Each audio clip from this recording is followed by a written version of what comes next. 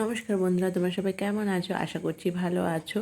আজকে তোমাদেরকে শুধু আলু আর পেঁয়াজ দিয়ে চাউমিন করে দেখাবো। তোমরা বাড়িতে এভাবে একটু ট্রাই করো, দেখবে অবশ্যই খুব ভালো লাগবে।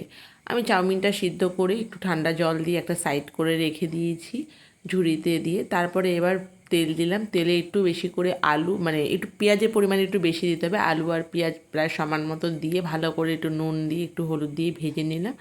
একটু কাঁচা লঙ্কা দিয়েছি, যখন ভাজা ভাজা হয়ে যাবে তারপরে চাউমিনটা যেটা জল ঝরানো দিয়েছিলাম সেটা দিয়ে একটু সয়া সস দেবে। সয়া সস দেওয়ার পরে আমি একটু না গোলমরিচের গুঁড়ো দিয়েছিলাম, সেটা আমি দেখাতে ভুলে গেছি। গোলমরিচের গুঁড়ো দিয়েছিলাম, একটু দিয়ে ভালো করে নেড়ে নিয়ে আর একটুখানি এটা আমি মিট মশলা দিলাম। একটু মিট মশলা দিয়ে নাড়িয়ে নিয়ে নামাবার আগে একটু বাদাম দিয়ে দিও। একটু বাদাম দিয়ে ভালো করে একটু একটু অল্পক্ষণ ভেজে নিয়ে নামিয়ে নিলেই হয়ে যাবে। এইভাবে তোমরা শুধু মানে সব সময় যে বাড়িতে সব কিছু থাকবে এরকম তো কথা নেই। শুধু আলু পেঁয়াজ দিয়ে এইভাবে চাউমিন বানিয়ে খেয়ে দেখো, সত্যি বলছি খুব ভালো লাগবে। আমাদের তো মানে আমি তো বানালাম, দারুণ লেগেছে। আমি কাঁচা পেঁয়াজটা যেহেতু খাবো না, যেন কাঁচা পেঁয়াজ দিয়ে শুধু শসা দিয়ে আমি পরিবেশন করলাম। তোমরা এইভাবে বাড়িতে ট্রাই করে দেখো, অবশ্যই ভালো লাগবে। ভালো থেকো বন্ধুরা, সুস্থ থেকো, টাটা।